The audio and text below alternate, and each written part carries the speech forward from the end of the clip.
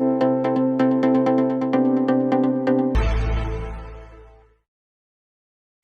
Everyone, you are watching serial Siyapa, जहाँ पे हम देते हैं आपको आप ही के फेवरेट शोज़ की इंटरेस्टिंग अपडेट। और आज बात करते हैं स्टार भारत पर टेलीकास्ट होने वाला टीवी सीरियल राधा कृष्ण की। आज रात के एपिसोड में दिखाया जाएगा कि यहाँ पर कृष्ण कहते हैं लक्ष्मी से कि आज राधा ने जो बलिदान दिया है, क्या तुम कभी अपने जीवन में दे सकती हो? नहीं, कभी भी नहीं दे सकती। और ये तुम भी जानती हो कि तुम्हारे मुताबिक लगता है कि प्रेम सिर्फ पाने का ही अर्थ है। आलक्ष्मी, किसी को पाना प्रेम की विजय नहीं होता, भावनाओं का मिलना अवश्य होता है, तभी प्रेम की विजय होती है। यहाँ पर राधा की वजह से आज मैं हमेशा हमेशा के लिए उसका हो गया हूँ, क्योंकि राधा ने मुझे अपने त्याग से प्राप्त किया है और सदा सदा के लिए मैं केवल राधा का ही रहूँगा। एक पल के लिए तुम अपना मोह, अपना स्वार्थ त्याग कर तो देखो कि कितना अच्छा लगता है और उसमें कितनी शक्ति होती है। आलक्ष्मी कृष्ण की बात सुनती जाती हैं और एक पॉइंट ऐसा आता है कि आलक्ष्मी कृष्ण का हाथ छोड़ देती हैं। जैसे ही आलक्ष्मी कृष्ण का हाथ छोड़ती हैं, श्री कृष्ण फिर से ठीक हो जाते हैं और पूरे द्वारका में सारा अंधकार छट जाता है। जो चीज़ें काली पड़ी होती हैं वो ठीक से अपने पुराने रूप में वापस आ जाती हैं। आलक्ष्मी यहाँ पर राधा को देखती हैं और कहती हैं कि राधा, अपने वास्तविक रूप में पुनः लौट आओ। यहाँ पर महालक्ष्मी के रूप में जो राधा होती हैं वो अपने रूप में वापस आ जाती हैं और आलक्ष्मी राधा को देखते हुए कहती हैं, दोनों के हाथ एक दूसरे के हाथ में थमा देती हैं, जिसे देखकर राधा कृष्ण बड़े ही सरप्राइज होते हैं। यानी कि आलक्ष्मी आज रात के एपिसोड में राधा कृष्ण का हाथ पकड़ के उनका मिलन करवा देती है और सब ये देखकर सरप्राइज तो होते ही हैं, लेकिन खुश भी बहुत हो जाते हैं। आलक्ष्मी यहाँ पर राधा से कहती हैं कि राधा कृष्ण, आप दोनों का आभार व्यक्त करना चाहती हूँ। आज मुझे प्रेम का सच्चा अर्थ समझाया है। राधा, तुमसे हार कर मैंने प्रेम को समझा है। जैसे मैं कृष्ण को छल और पल से पाना चाहती थी, ऐसा केवल मेरा होने के लिए ही संभव था, क्योंकि कृष्ण ऐसे मेरे कभी भी नहीं होते। मैं अब द्वारका से जा रही हूँ और जैसे राधा ने आपको पाया है, मैं भी वैसे ही आपको प्राप्त करूँगी।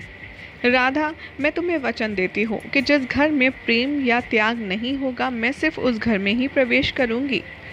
मुझे मेरे अपराधों के लिए क्षमा कर दीजिए। राधा कहती हैं कि ज्येष्ठा, भले ही थोड़ा विलंब अवश्य हुआ है, किंतु प्रेम का सच्चा महत्व आपने समझ लिया है। कृष्ण कहते हैं कि यदि तुम वास्तविक रूप से सही मार्ग पर आ गई हो, तो मैं तुम्हें आश्वासित करता हूँ कि भविष्य में ऐसा समय अवश्य आएगा जहाँ पर मैं तुमसे अवश्य मिलूँगा। और ये सुनकर आलक्ष्मी बहुत ज़्यादा प्रसन्न होती हैं और चली जाती हैं। वहाँ राधा में जो शक्तियाँ आई होती हैं पार्वती जी की तरफ से, वो वापस चली जाती हैं और उनके हवन कुंड में समाहित हो जाती हैं। कृष्ण अंदर राधा से मिलने आते हैं, जहाँ पर वो पूजा कर रही होती हैं और उनको देख कर के कहते हैं कि अंततः तुम्हारी जीत हुई। और सब यहाँ पर कहते हैं कि हाँ, राधा ने पूरी द्वारका को बचा लिया। और श्री कृष्ण ये कहकर राधा की बहुत ज़्यादा तारीफ़ करते हैं और तभी सारी शक्तियाँ राधा में समाहित हो जाती हैं और वहाँ से एक और नई शक्ति निकलती है और सबको महालक्ष्मी के दर्शन होते हैं। साथ ही साथ अष्टलक्ष्मियों के दर्शन भी होते हैं, जिसे देखकर सब महालक्ष्मी की जय जयकार करने लगते हैं।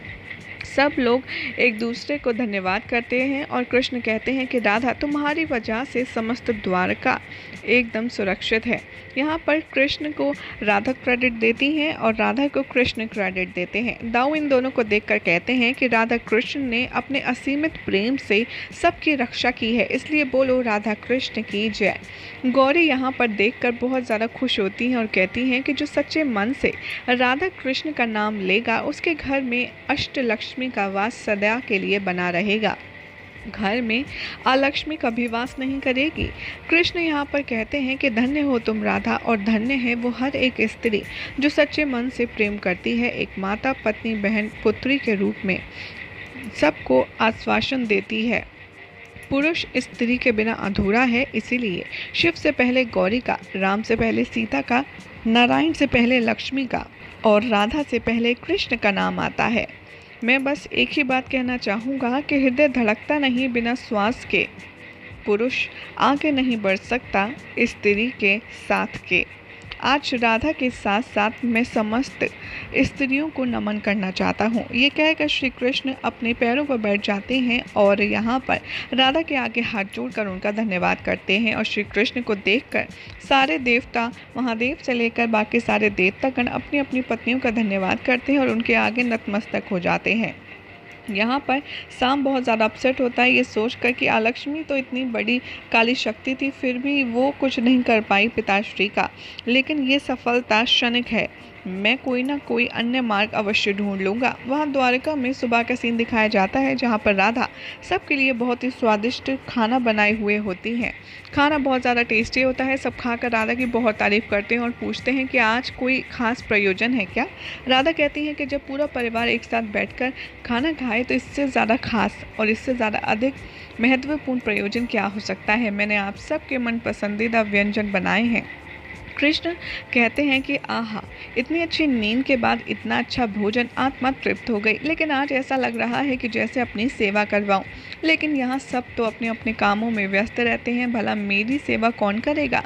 राधा को यहाँ पर सताने के लिए श्री कृष्ण ऐसा कहते हैं। राधा मनी मन गुस्सा करती हैं और कहती हैं कि कृष्ण क्या हुआ है, मुझसे तुम नाराज़ हो, तुम बोलोगे क्या हुआ है।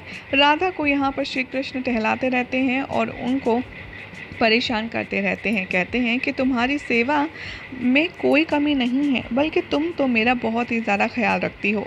कृष्ण से राधा कहती हैं, तो फिर बताओ मेरी सेवा में क्या कमी रह गई थी जो तुम दुआओं से अपना दुख व्यक्त कर रहे थे। कृष्ण कहते हैं कि मुझे कुछ समय से ऐसा लग रहा है कि जैसे हमारे परिवार में कुछ अधूरा सा है, कुछ और भी लोग आ जाएंगे तो अच्छा होगा। मैं चाहता हूँ कि दिन भर मेरा कोई ख्याल रखे, कोई मेरी सेवा करे, कोई मेरे पाँव दबाए तो कोई मुझे पंखे से अच्छी अच्छी हवा दे, तो कोई मुझे मधुर संगीत सुना करके सुलाए। लेकिन भला मैं तुमसे करने को कैसे कह सकता हूँ, क्योंकि तुम तो अन्य काम करती हो, इतना थक जाती हो, भला तुम ये कैसे कर पाओगी। इसलिए मैंने सोचा कि महल में कुछ और भी व्यक्ति होने चाहिए इन सब कामों के लिए। राधा कहती हैं कि बस इतनी सी बात, ये सारे कार्य तो मैं खुद कर सकती हूँ। कृष्ण कहते हैं कि तुम थक नहीं जाओगी राधे। कृष्ण से राधा कहती हैं कि नहीं, तुम्हारे लिए तो मैं कुछ भी कर सकती हूँ, जो भी मन में हुआ करे बता दिया करो। चलो अब मैं रसोई में जा रही हूँ, मेरा बहुत सारा काम शेष है। बलराम दाऊ ये सारी बात सुन रहे होते हैं और बहुत ज़्यादा आश्चर्य में पड़ जाते हैं और कहते हैं कृष्ण से कि कान्हा, इतना सब कुछ हो गया है अभी अभी और तुम राधा को सताना नहीं छोड़ रहे हो। बालपन की भांति तुम अभी भी नटखटपन दिखा रहे हो। कृष्ण कहते हैं कि अगर कृष्ण होकर राधा को सताए नहीं तो कृष्ण होने का फ़ायदा क्या। यहाँ पर शाम तपस्या कर रहा होता है और गुरु शुक्राचार्य को बुला करके बताता है कि अष्टलक्ष्मी की सारी चालें भी नाकाम हो गई, उससे कुछ नहीं हुआ। यहाँ पर गुरु शुक्राचार्य शाम को एक और नई तरकीब बताते हैं श्री कृष्ण को हटाने की अपने मार्ग से, और कहते हैं कि अश्वमेध यज्ञ को करवाने के लिए तुम्हें प्रयास करना होगा। और अश्वमेध यज्ञ का नाम सुनकर कृष्ण भी थोड़े चिंता में आ जाते हैं। यही हो जाएगा आज रात के एपिसोड का, जिसके बाद कल क्या होगा आपको बताएंगे नेक्स्ट रिपोर्ट में। लेकिन अगर आपको अपडेट अच्छी लगी तो इस वीडियो को लाइक शेयर करके हमारे चैनल सीरियल स्यापा को सब्सक्राइब करना ना भूलें।